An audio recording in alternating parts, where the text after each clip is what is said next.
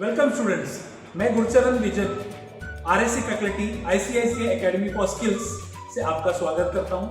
आज का हमारा टॉपिक है चेकिंग ऑफ कंप्रेसर्स। हमारे कंप्रेसर्स मोटर के साथ चलते हैं और मोटर की वाइंडिंग होती है जिसके 3 टर्मिनल्स होते हैं, कॉमन, स्टार्ट, रन। बट बाहर हमको सिर्फ 3 पिन दिखाई देते हैं, तो वो कैसे जाने कि कौन सा कॉमन है, कौन सा स्टार्ट है, कौन सा रन है। तो आज के प्रैक्टिकल के अंदर हम देखने की कोशिश करेंगे कि हमको कैसे पता चले कि कौन से टर्मिनल्स क्या है, कौन सा कॉमन है, कौन सा स्टार्ट है, कौन सा रन है। तो let's welcome you to the demo section of checking of compressor terminals. तो हम सबसे पहले क्या करते हैं, उन टर्मिनल्स को नाम दे देते हैं। 1 2 3 दिया जा सकता है, हमने यहाँ पे इसको A B C करके नाम दे दिया है। अब इन तीनों टर्मिनल्स के बीच में हमको क्या करना है, हमको रेजिस्टेंस चेक करना है। और ये रेजिस्टेंस ओम्स में चेक किया जाता है एक मल्टीमीटर की मदद से। तो हमें एक मल्टीमीटर की मदद से पहले A और B के बीच में हम रेजिस्टेंस चेक करते हैं। एक पेपर पेन ले लेते हैं और साथ में लिखते जाते हैं A और B के बीच में कितना रेजिस्टेंस आया, B और C के बीच में कितना आया, और C के और A के बीच में कितना आया। अब फॉर एग्जांपल हम लेते हैं यहाँ पे कि कितना आया। सपोज अगर मैंने A और B के बीच में चेक किया 7 ओम्स है, A और C के बीच में चेक किया 5 ओम्स है, और C और B के बीच में चेक किया वो है 12 ओम्स, यानी 5 और 7 मिला के 12, तो वो है 12 ओम्स। अब इससे हमको क्या पता चल गया, हमने चेक करना है। यहाँ पे जैसे ही हम देखते हैं, जैसे मैंने बताया है 5 और 7 मिला के 12 हो जाते हैं। अब हमारे पास 3 टर्मिनल्स निकालने हैं। अब A, B और C, यानी इसमें कौन सा कॉमन है, कौन सा स्टार्ट है, कौन सा रन है।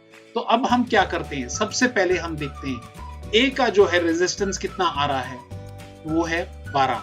हम 12 आ रहा है। अब 12 किस में आना चाहिए, 12 जब आता है यानी सबसे ज्यादा रेजिस्टेंस है, और सबसे ज्यादा रेजिस्टेंस आता है S और R के अंदर, यानी स्टार्टिंग और रनिंग के अंदर। यानी C और B दोनों में से कोई भी एक S है और एक R है, तो बच गया कौन, C। यानी A क्या है मेरा, C1, A मेरा कॉमन है।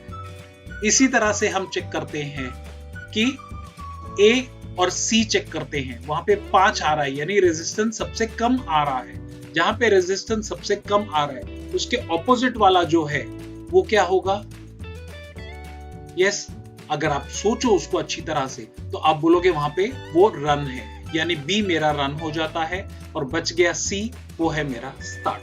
तो यहाँ पे अगर हम देखेंगे तो रेजिस्टेंस के हिसाब से हमेशा याद रखना है कि स्टार्टिंग वाइंडिंग जो होती है उसको क्या काम है, धक्का मारना है, यानी उसका रेजिस्टेंस ज्यादा होता है। तो इसके लिए A और B यानी कि 7 है, तो यानी ये मेरी स्टार्टिंग वाइंडिंग हो गई। रनिंग वाइंडिंग, एक बार कंप्रेसर स्टार्ट हो गया तो उसको कंटिन्यूअसली चलना है, तो इसीलिए उसका रेजिस्टेंस थोड़ा कम होता है। यानी यहाँ पे रेजिस्टेंस कम किसका है, 5 नंबर, यानी A और C मेरा रनिंग वाइंडिंग है। और स्टार्टिंग और रनिंग दोनों जहां पे मैच करते हैं वो आ गया मेरा कॉमन पार्ट, वो आ गया मेरा 12 ओम्स। तो इस तरह से हमको पता चल जाता है कि ये मेरे टर्मिनल्स क्या है। मेरे को पहले 2 वाइंडिंग्स पता चल गई है, A और C के बीच में आ गया मेरा रनिंग वाइंडिंग, A और B के बीच में आ गया मेरा, कोई बता सकता है, yes, it is starting winding. तो इस तरह से हम टर्मिनल्स चेक करते हैं। इसको हम प्रैक्टिकली भी एक बार देख लेंगे, हमको पता चल जाता है मेरा कौन सा कॉमन है, कौन सा स्टार्ट है और कौन सा रन है। सो अब हम इसको प्रैक्टिकली चेक करने की कोशिश करते हैं। हमारे पास ये टर्मिनल्स कंप्रेसर्स के दिखाई दे रहे हैं, हम इनको नंबर दे देते हैं। इसको नंबर दे देते हैं 1 2 और 3, और इनके बीच में अब हम कंटिन्यूटी चेक करते हैं, रेजिस्टेंस चेक करते हैं। तो मैं 1 और 2 के बीच में एक टंग टेस्टर और मल्टीमीटर की मदद से चेक करता हूँ। 1 और 2 के बीच में जब चेक करता हूँ तो मेरे पास जो आ रही है रीडिंग वो है 21.7 ओम्स। तो मैं उसको यहाँ पे मेंशन कर लेता हूँ 22 ओम्स। उसके बाद नेक्स्ट मैं ले लेता हूँ 2 और 3 के बीच में जाता हूँ और वहाँ पे चेक करता हूँ, और 2 और 3 के बीच में जब चेक करता हूँ तो मेरे पास आ गए हैं 52 ओम्स। मैं वो भी नोट कर लेता हूं। अब जा रहा हूं थर्ड पे, और थर्ड पे जब चेक करता हूं तो वहां पे जब चेक करता हूं तो वहां पे मेरे को आते हैं 30,